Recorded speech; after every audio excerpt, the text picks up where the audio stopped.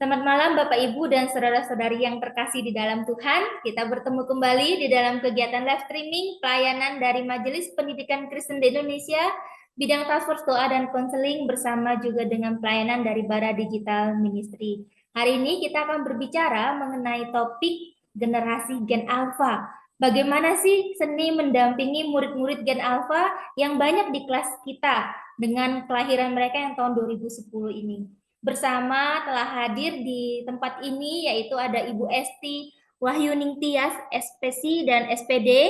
Beliau melayani sebagai pengurus dari MPKW Bali dan Bali NTB. Beliau juga mengajar private dan juga pendampingan sekolah anak dengan kebutuhan khusus yang bukan neurodivergent dan juga pendamping pelayanan pemuda guru sekolah minggu di gereja. Bapak Ibu, sebelum kita mulai lebih lanjut, mari kita menyerahkan kegiatan kita pada malam hari ini di dalam doa kepada Tuhan. Mari kita berdoa. Bapa kami dalam kerajaan surga, kami bersyukur kepadamu ya Tuhan. Hari ini kami boleh bersama-sama ya Tuhan, diperlengkapi Tuhan sekali lagi di dalam panggilan kami sebagai pendidik yang Tuhan percayakan dengan generasi yang berbeda-beda. Terkhusus ya Tuhan, di dalam generasi Alpha yang Tuhan percayakan di kelas kami. Kami mau ya Tuhan diperlengkapi untuk dapat mendampingi murid-murid ini ya Tuhan dengan lebih efektif, dengan lebih bijaksana lagi di dalam setiap mereka mempelajari akan kebenaran firman-Mu ataupun mempelajari ilmu yang asalnya daripada Tuhan. Kami juga menyerahkan ya Tuhan buat Ibu Esti yang akan menjadi pemateri pada kegiatan hari ini. Tuhan yang memberkati, mengurapi, Tuhan yang menolong. Biar setiap hal yang Ibu Esti sampaikan itu boleh menjadi bekal ya Tuhan bagi kami ya Tuhan. Terima kasih ya Tuhan, kami serahkan kegiatan ini ke dalam tangan Tuhan. Di dalam nama Tuhan Yesus kami berdoa, kami memohon. Amin. Kepada Ibu Esti kami persilakan. Baik, terima kasih untuk kesempatannya. Oke, Bapak Ibu, ketika kita bicara tentang generasi Alpha, ya, jadi kita sama-sama tahu bahwa generasi Alpha ini adalah generasi yang lahir di tahun 2010 sampai sekitar tahun 2000 sampai 2025 gitu ya. Jadi usia mereka saat ini adalah di rentang usia 1 sampai 16 tahun ya. Dan berarti usia paling besar mereka, paling tua mereka adalah sekitar anak SMA kelas 2 atau kelas 3 gitu ya. Kelas 2 atau kelas 3 SMA, dan yang paling kecil mereka di usia kurang lebih 1 tahunan gitu. Nah, kalau kita bicara di tahun 2010 sampai 2025, kita ingat bahwa pada masa itu mulai muncul handphone-handphone yang mulai canggih gitu ya. Bukan lagi kalau zaman kita dulu, di zaman generasi sebelumnya dengan handphone yang besar segede gaban gitu ya, bisa ganjil pintu. Tapi di masa itu, di tahun itu mulai muncul BlackBerry dan sebagainya. Nah, ini teknologi sudah mulai canggih di tahun itu, dan segala sesuatu bisa jauh lebih mudah untuk kita lakukan gitu ya. Dan semua ada dalam genggaman tangan. Dan inilah yang dihadapi oleh para generasi alfa ini gitu ya. Jadi generasi ini bukan sekedar generasi penerus dari generasi Z gitu ya, tetapi ini adalah generasi pertama yang benar-benar tumbuh di dalam ekosistem global secara total gitu ya, ekosistem digital secara total gitu. Dimana kalau kita lihat batas antara dunia fisik dengan dunia virtual itu serasa nyaris tidak ada gitu ya. Nah, itulah yang dihadapi oleh anak-anak di generasi alfa ini gitu. Mereka, dan ini berikut adalah sebutan-sebutan dan karakteristik bagi mereka generasi alfa. Mereka disebut sebagai digital integration, yang artinya hampir seluruh hidup mereka itu terintegrasi dengan teknologi secara digital gitu ya. Mereka melek digital sejak usia sangat dini, bahkan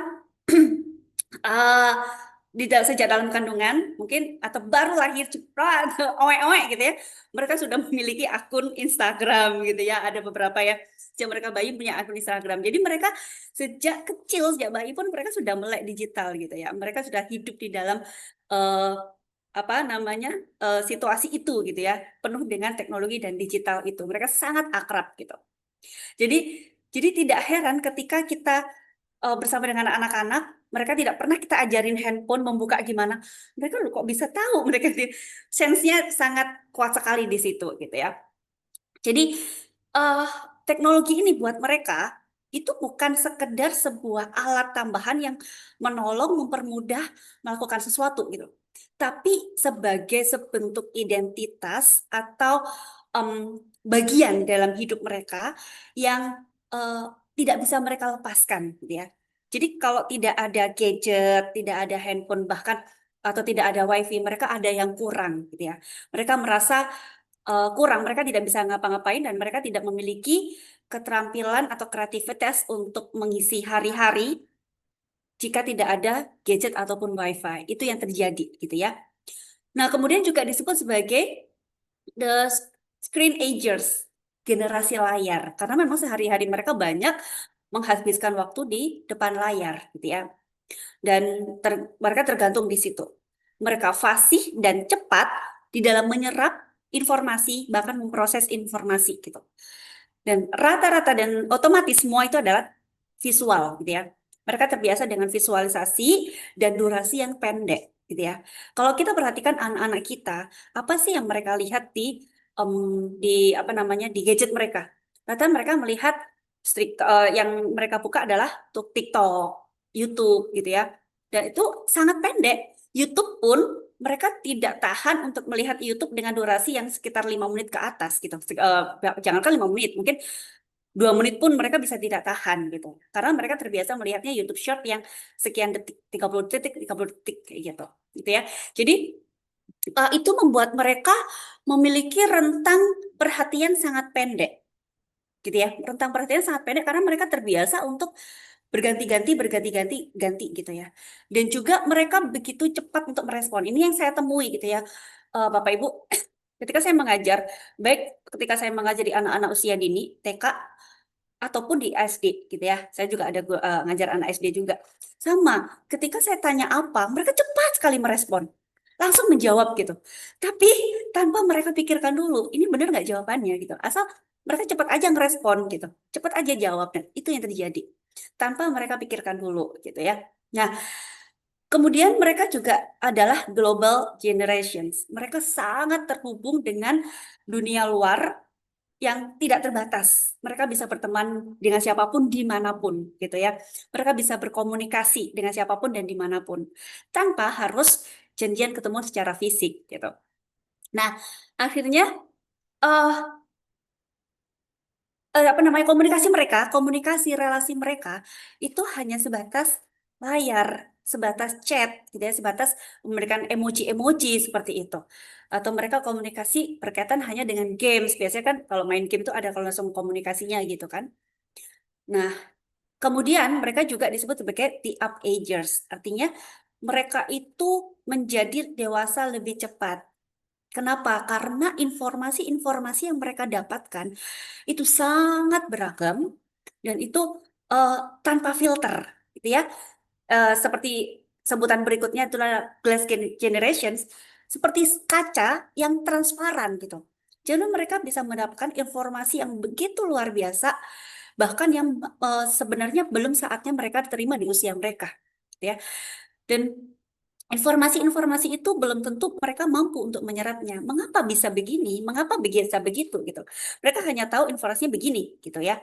Dan mereka akhirnya ketika mereka menyamakan diri mereka menerima informasi-informasi itu, jadi belum mampu mereka serap kenapa begini, kenapa begitu. Ketika mereka mendapati diri mereka tidak sama dengan apa yang mereka lihat, itu yang akan membuat mereka down, mereka merasa tidak berguna, gitu ya. Nah, kurang lebih seperti itu. Jadi untuk karakteristiknya anak generasi alfa, ya mereka yang hidup, yang ada di dunia digital secara utuh, gitu ya. Dan mereka bisa sangat terdidik. Satu sisi mereka terdidik karena mereka memiliki banyak informasi. Mereka menerima informasi yang begitu beragam. Jadi apa yang masuk dalam otak mereka itu banyak gitu ya. Jadi informasi-informasi yang mereka terima dan apa yang mereka ketahui itu lebih banyak daripada kita pada saat usia mereka gitu. Tetapi, nah hal ini akan memunculkan masalah-masalah yang terjadi di dalam diri mereka. Yang pertama, mereka tidak memiliki ketahanan diri, gitu ya. Mereka terbiasa dengan algoritma yang begitu cepat berubah, gitu ya. Jadi itu membuat mereka tidak bisa bertahan pada sesuatu yang cukup panjang, gitu ya. Kemudian mereka melihat di situ apa yang mereka suka.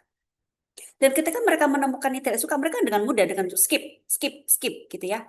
Yang mereka merasa bagus, mereka merasa lucu atau apa gitu ya, mereka akan bertahan sekian detik, 30-an detik gitu ya, 10 sampai 30 detik. Kalau tidak suka, mereka akan skip. Tidak suka, mereka akan skip, skip, skip, skip gitu. Nah, kemudian, kemudian, eh nah itu yang membuat mereka mudah rentan gitu ya. Secara emosi mereka mudah rentan, mereka mudah untuk lari. Mereka tidak terbiasa untuk menghadapi sesuatu yang mungkin dia tidak suka gitu ya. Bahkan mungkin itu adalah hal yang baik, tapi dia tidak suka, dia tidak akan bertahan di situ gitu ya. Karena terbiasa untuk melihat apa yang disuka saja gitu ya. Nah, kemudian defisit keterampilan sosial. Nah, seperti tadi ya, karena terbiasa komunikasi relasi secara virtual gitu. Jadi keterampilan ngobrol, bagaimana berinteraksi dengan orang baru, itu kesulitan gitu ya, mereka agak kesulitan di situ. Nah, ini yang penting juga, kesehatan mental. Karena mereka akan membandingkan kehidupan mereka dengan apa yang mereka lihat di dunia, di media sosial gitu ya. Jika tidak sesuai apa yang mereka sedang hadapi saat ini dengan apa yang mereka harapkan seperti yang di media sosial mereka lihat, nah itu bisa menimbulkan kecemasan dalam diri mereka. Dan itu membuat kesehatan mental mereka juga akan terganggu gitu ya. Mereka akan cemas, mereka akan mudah down, mereka merasa diri tidak berharga dan sebagainya. Kemudian attention span-nya, rentang perhatian seperti tadi gitu ya. Mereka akan pendek sekali karena terbiasa untuk melihat informasi itu cuma sebentar aja gitu. Mereka bisa mengalami krisis identitas karena identitas mereka ditentukan oleh apa yang mereka lihat di dunia maya itu, gitu ya. Jadi kan mereka bermain game seperti Roblox misalnya, itu kan banyak macam ya Bapak Ibu ya di Roblox itu. Nah, apa yang eh, mereka lihat di Roblox buat mereka itu sama pentingnya dengan identitas mereka di dunia nyata gitu. Jadi mereka membutuhkan pengakuan secara di dunia digital gitu. Dan mereka tidak memiliki itu buat mereka tidak memiliki gambar diri yang benar seperti apa. Aku ini seperti apa. Sistem nilai yang mereka bangun itu dari apa yang mereka lihat di media sosial gitu. Nah, itu masalah-masalah yang bisa timbul dari generasi alfa. Kemudian bagaimana sih kita sebagai seorang guru, orang tua dan khususnya guru gitu ya, untuk menolong generasi ini? Bapak Ibu, saya percaya bahwa Allah adalah Allah yang sama, yang menciptakan kita di generasi yang lalu, baby boomers, generasi X, Y, Z gitu ya, dengan Allah yang menciptakan pada generasi alfa ini. Di setiap generasi, Allah tidak berubah. Ya, Allah menciptakan manusia tetap adalah manusia yang berharga. Mereka adalah generasi alfa ini adalah generasi yang dikasihi oleh Allah. Mereka adalah ciptaan yang berharga di mata Allah. Itu yang eh, tidak boleh kita abaikan gitu ya. Mentang-mentang kita fokus kepada apa namanya? Fokus kepada tantangannya, tidak. Tapi ini kembali harus kita ingat gitu loh. Kita harus ingat bahwa mereka ini adalah juga generasi anak-anak yang berharga di mata Tuhan. Mereka dikasihi oleh Allah. Mereka diciptakan oleh Allah spesial, istimewa. Dan mereka juga adalah pribadi yang sudah jatuh dalam dosa dan butuh keselamatan. Gitu ya. Hanya bedanya dengan kita, tantangan yang dihadapin berbeda.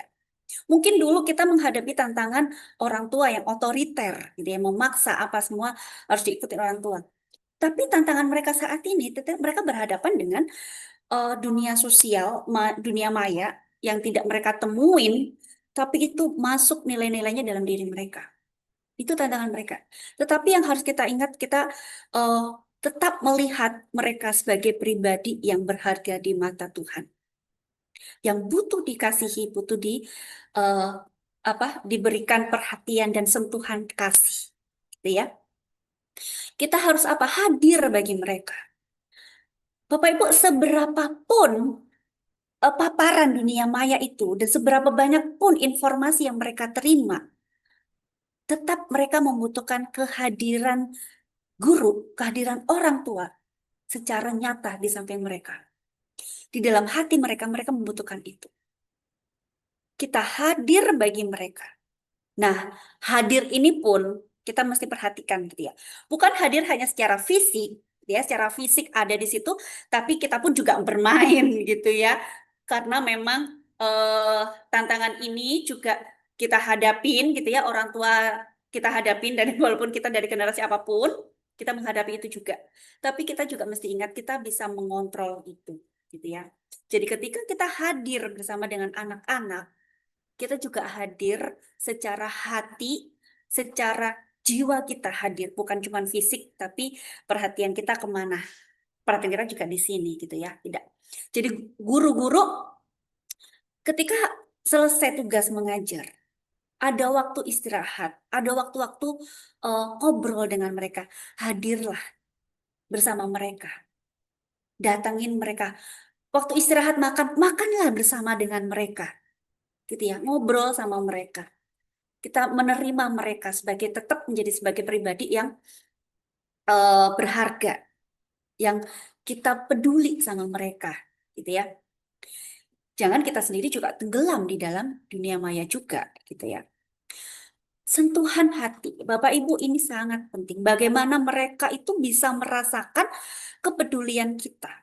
Nggak cuman kita memberikan sebuah eh, nasihat, sebuah teori, tapi mereka juga bisa merasakan loh, hati kita tuh beneran hadir nggak sama mereka. Hati kita itu beneran nggak mengasihi dan peduli sama mereka. Mereka bisa merasakan, gitu ya. Saya berhadapan dengan satu siswa saya, satu murid saya yang dia generasi alfa juga, dia sangat eh, jeblok nilainya, kesulitan belajarnya, jeblok semua nilainya. Tetapi dan setiap hari dia ada sama handphone, papa mamanya sibuk bekerja, gitu ya. Ketika saya bersama dengan dia, saya cuma dengerin. Ketika belajar, waktu belajar pun kadang kita tidak belajar tidak belajar materi gitu ya. Tapi lebih kepada ada sama dia. Dia mau cerita apa? Tidak jarang dia nangis. Beberapa kali kita belajar, tiba-tiba dia nangis. Dia selalu bilang, aku ini jelek ya. Miss, aku kan jelek. Itu selalu di awal-awal tuh disampaikan seperti itu. Karena dia melabel di dirinya dengan apa yang dia lihat gitu ya. Dan dia tidak mendapatkan validasi itu dari orang tuanya. Tapi ketika hadir, saya dengerin aja dia cerita. Cuma saya bilang, kamu cantik loh, kamu manis gitu ya. Saya nggak bohong, memang dia manis sekali gitu ya, cantik gitu ya. Nah, dari situ ternyata mulai keluar, potensinya mulai keluar gitu ya. Saya lihat dia, anak ini nggak bodoh, anak ini pintar. Hanya dia butuh sentuhan hati, hanya dia butuh didengar. Jadi dari setiap generasi dengan tantangan yang ada, yang berbeda-beda itu, kebutuhan dasar mereka tetap sama. Kebutuhan dasar manusia tetap sama. Kasih, didengar, diperhatikan, disayang, gitu ya. Itu kebutuhan-kebutuhan dasar manusia yang tidak bisa manusia abaikan dan itu tidak pernah bisa dipenuhi oleh digital atau dunia virtual, ya. Nah, kemudian ketika kita ada sama mereka, hadir sama mereka, lalu hati kita juga ada sama mereka, mereka menyaman sama kita. Ketika mereka mendapatkan ada masalah, mereka tidak juga sungkan ngomong sama kita dan cerita sama kita, gitu ya. Dan ketika itu terjadi, apa yang harus kita lakukan? Validasi mereka, validasi perasaan mereka. Bukan hanya ketika mereka mendapatkan, mereka tiba-tiba sedih, tiba-tiba down, ternyata hanya apa? Dapat komen, kamu jelek gitu ya. Itu komen di IG misalnya. Itu sudah membuat mereka merasa seolah-olah itu juga diomong di depannya, nyata di depan mereka gitu. Kalau kita ngomong begini, ada cuman di media sosial aja, kamu juga nggak tahu, nggak kenal tuh orangnya siapa yang ngomong, udah abaikan aja. Bapak Ibu itu blocking. Kita ngeblok perasaan mereka, kita pasang tembok buat mereka itu dekat sama kita, buat mereka tuh cerita sama kita. Nah ini jangan sampai terjadi. Apapun yang mereka rasakan, datang dulu, hadir dulu, dengarkan dulu, pahami dulu apa yang mereka rasakan. Kita bisa bilang, oh iya ya sih, pasti sedih lah ya, pasti sakit lah ya, walaupun dibilang seperti itu. Itu pun sudah buat mereka sudah, oh aku didengar, gitu ya. Oh, aku di ngertiin. Gitu. Nah, jadi validasi, gitu ya, validasi masalah mereka, validasi perasaan mereka. Tidak kita membuat tembok, kita tidak membuat blocking atas perasaan mereka, gitu ya. Kemudian karena mereka adalah orang-orang anak-anak yang visual, kemudian rentang perhatiannya tidak panjang, kita bisa pakai ketika melakukan pendampingan atau konseling, kita bisa memakai alat-alat peraga atau video-video kasus kita bisa pakai, gitu ya. Dari situ kita bisa ajak dia mikir, kita bisa lihat, oh ya, kenapa seperti itu ya? Kok dia begini ya? Kok dia begitu? Gitu ya. Nah, konsep seperti itu. Jadi kunci mendampingi gen alpha, next, adalah bagaimana kita menyeimbangkan teknologi dengan sentuhan hati. Ya, kita tidak bisa mengabaikan teknologi atau menyingkirkannya, tidak bisa, gitu ya. Tapi kita juga jangan lupakan ada sentuhan hati dan kasih, ada kebutuhan dasar mereka yang harus kita penuhi, gitu. Semakin dunia mereka digital, semakin mereka membutuhkan kehadiran orang tua, kehadiran guru yang mampu memberikan koneksi emosi yang tidak akan pernah bisa diberikan oleh algoritma manapun. Demikian Bapak Ibu, kiranya ini bisa memberkati Bapak Ibu sekalian. Wah, terima kasih Ibu Esti buat pemaparannya dan materinya. Tentu saja materi ini sangat memperlengkapi kita semua, Bapak Ibu, di dalam kita mendampingi baik itu anak sendiri yang Gen Alpha ataupun anak-anak didik kita yang memang adalah generasi Gen Alpha. Pemaparan Ibu Esti membukakan sekali banyak hal untuk bisa mengerti dunia mereka dan bagaimana mendampingi mereka ya Bu Esti ya.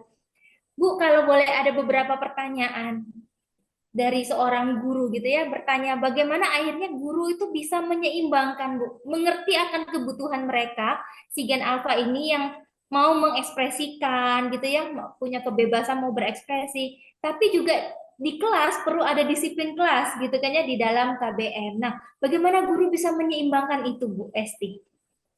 Iya, kita dengan gen alpha ini kita tidak bisa dengan sistem memaksa ya, sistem harus gitu ya. Itu satu kata yang horor gitu buat mereka. Dan itu menjadi feedback yang nggak baik buat kita gitu ya.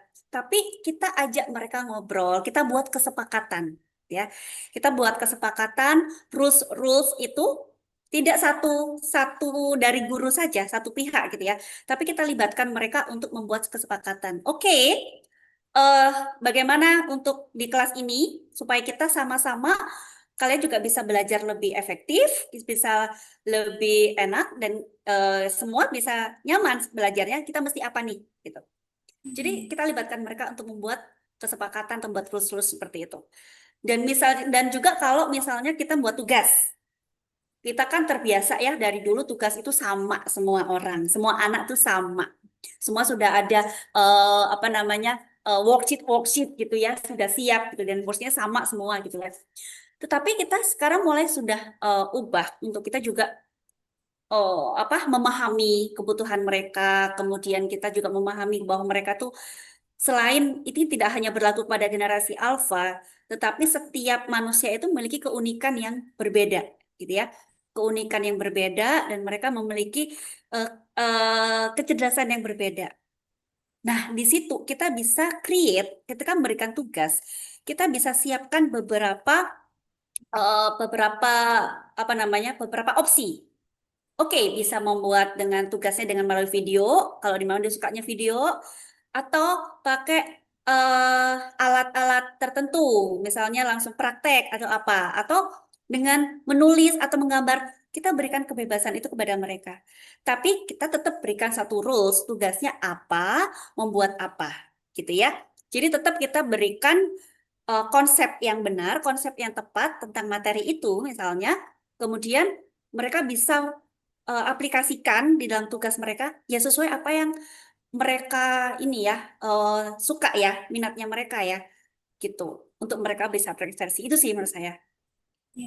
Berarti keywordnya memang pelibatan dua pihak ini antara pendidik sama si Gen Alpha ini dan juga adanya rules yang jelas ya buat Gen Alpha di dalam mereka tetap bisa mengekspresikan diri mereka gitu ya Bu ya di Betul. dalam tugas Supaya mereka. tetap terarah ya. Iya, betul. Bu, kan tadi kan dikatakan Gen Alpha ini memang gen yang sangat sudah familiar banget lah ya, lahir di dalam dunia teknologi yang udah maju banget gitu ya. Nah, tentu kan pasti ada efek-efeknya tuh. Digital yang sangat maju, akhirnya mereka juga punya sebuah instant feedback atau instant gratification gitu ya. Nah, bagaimana strategi yang paling efektif untuk menghadapi anak-anak yang sangat terbiasa dengan instant feedback ini, Bu? Apalagi dalam proses belajar. Maunya juga akhirnya cepet ya. Guru ngajarin cara yang ini, mau yang cepet aja, gimana sih, ada cara singkat gak sih? Nah, kayak gitu kan pasti maunya yang cepet, yang instan. Bagaimana, Bu? Iya, Kiat-kiatnya. iya betul. Eh itu nggak cuma seperti itu ya. Ketika mereka kecepatan itu pun di dalam mereka merespon. Tadi saat seperti tadi saya bilang ya, sampai bingung gitu ya. Saya ngomong apa mereka udah langsung jawab tanpa mereka mikir gitu ya. Nah, kalau seperti itu kita bisa ajak pelan-pelan untuk mereka berpikir. Kita pelankan aja ritmenya gitu ya. Yang saya lakukan tuh pelankan ritmenya. Oke, bentar. Sekarang dengarkan dulu ya, buka telinganya, dengarkan baik-baik. Lalu apa yang didengar itu masukkan, pikirkan apa yang didengar. Jadi kayak dituntun satu-satu karena mereka tuh kayak ini kayak cepet zzzz, gitu ya. Heeh, Sudah. kayak zzzz, gitu. Jadi kita bawa untuk oke slow down dulu, gitu ya. Slow down dulu. Oke, pelan-pelan, pelan-pelan. Dan itu nggak cuman terjadi ke anak-anak apa usia-usia TK loh. Itu SD juga begitu begitu nggak cuma ngomong membaca pun sama gitu ya baca "Net", udah langsung cet, cet, cet.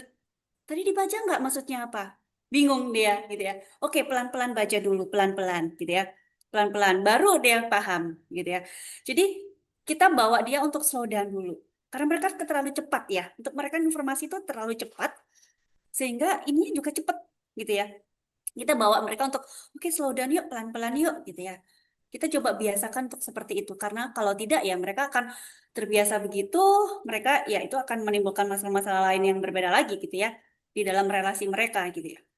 Nah kemudian kalau misalnya di anak yang lebih gede maunya lebih cepat kalau bisa tugas-tugas segala macam kita bisa pakai yang itu pakai apa itu namanya instant quiz kayak Kahoot, Menti gitu ya. Nah, itu kan terlihat ya, kita bisa gitu di situ. Oke, pakai ini. Kalau nulis mereka kayaknya agak aduh nulis lagi lama lagi gitu. Itu kayak horor gitu ya nulis buat mereka itu ya. Nah, kita bisa pakai itu gitu lah. Kita bisa pakai apa Kahoot, Mentimeter gitu ya, quiz. Nah, itu tuh Aktif gitu ya, Bu ya.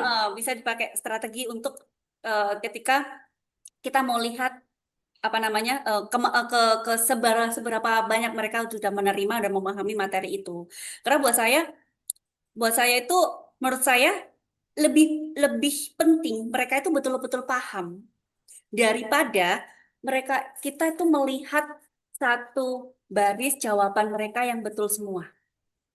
Belum tentu ketika kita memberikan soal bla bla bla bla bla sekian berapa soal mereka jawab sebagai uji kompetensi misalnya mereka betul semua tapi belum tentu itu mereka paham loh gitu ya belum tentu mereka paham tapi jadi guru mesti memang harus kreatif ya memikirkan ide apa ya untuk istilahnya kayak ngecek anak-anak ini paham apa enggak gitu dan dengan kecepatan mereka berpikir nah bisa dengan cara-cara seperti itu kita pakai strategi itu bisa gitu ya.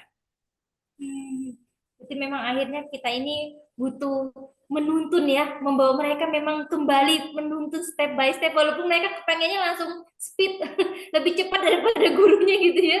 Tapi menuntun mereka, membantu mereka juga akhirnya berproses itu ada alurnya, ada step-stepnya gitu ya, gak langsung jump Betul. to the result gitu ya. Wah itu baik sekali ya, ininya masukan dari Ibu Esti. Bu Esti, pertanyaan terakhir Bu Esti. Tadi kan dikatakan kita melihat mereka sebagai ciptaan Allah yang berharga, tetap ya, karena semua Tuhan ciptakan berharga, generasi apapun itu.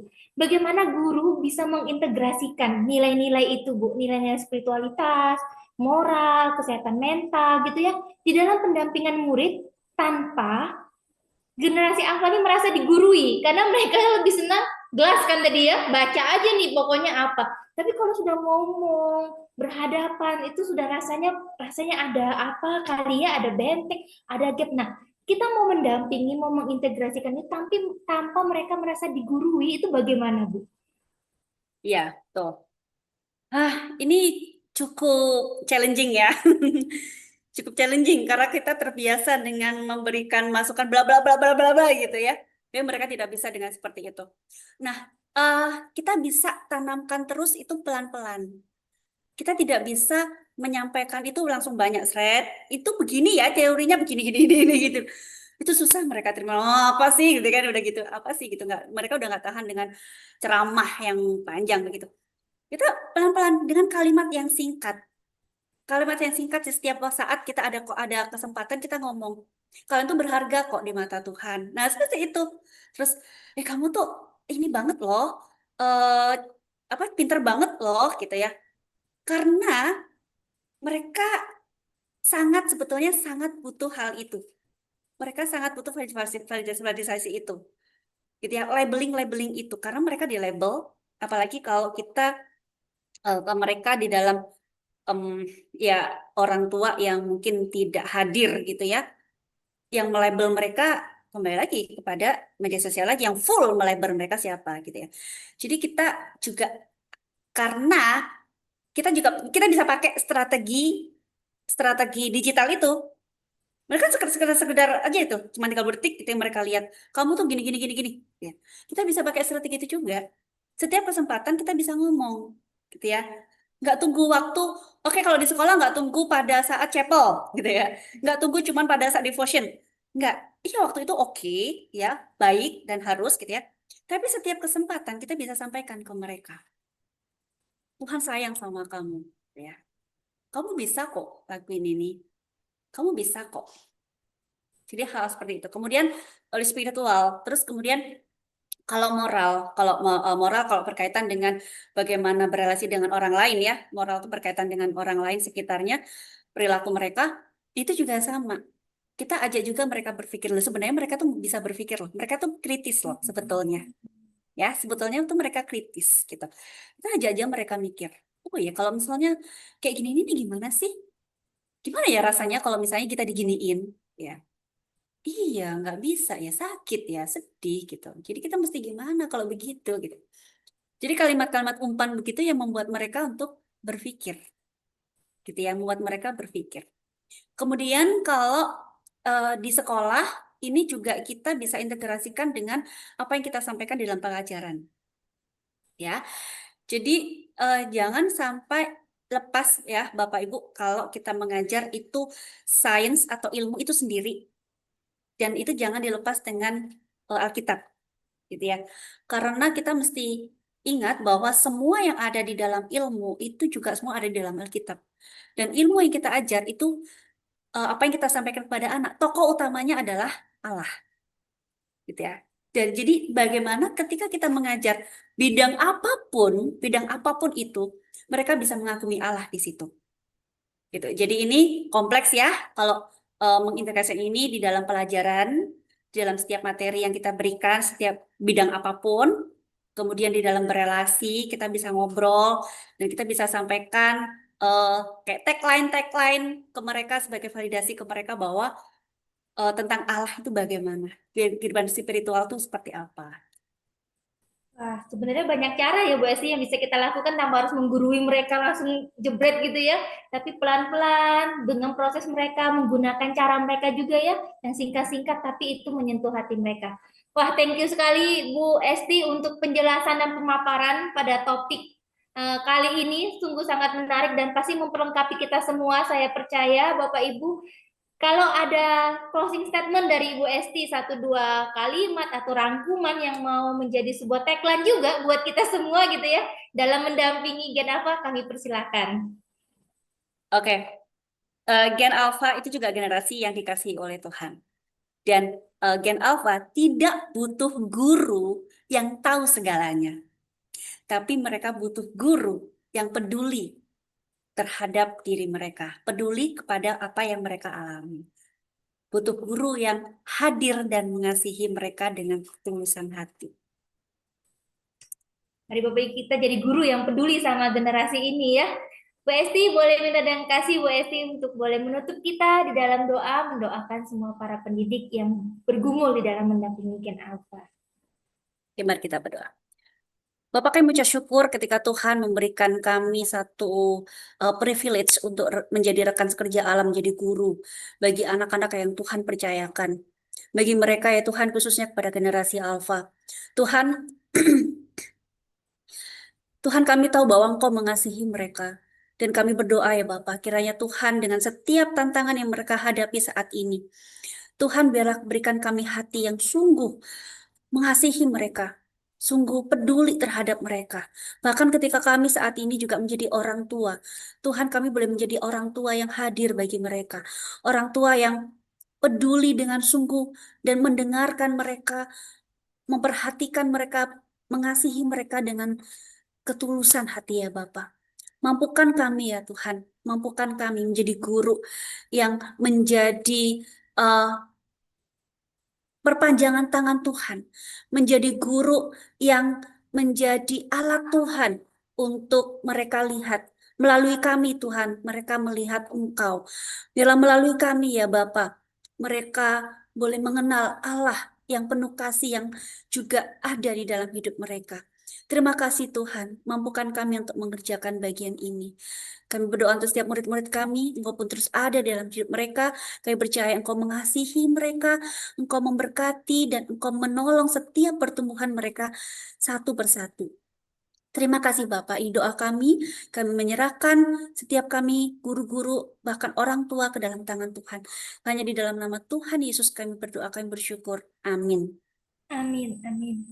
Sekali lagi kami ucapkan banyak terima kasih kepada Ibu Esti untuk waktu, untuk penjelasan topik yang sangat menarik yang dibukakan kepada kita semua pada malam hari ini. Terima kasih juga untuk setiap tim Sekretariat MPK yang juga boleh membantu dari penayangan dan bahkan dalam pelayanan pada hari ini. Terima kasih kepada Bapak Ibu semua yang selalu setia dan mau terus diperlengkapi di dalam topik-topik yang akan terus memperlengkapi Bapak Ibu. Sekian pertemuan kita pada malam hari ini. Saya Dian bersama dengan Ibu Esti dan segenap dari Majelis Pendidikan, tim dari Majelis Pendidikan Kristen Indonesia, kami undur diri. Sampai bertemu kembali di pertemuan berikutnya. Tuhan Yesus memberkati.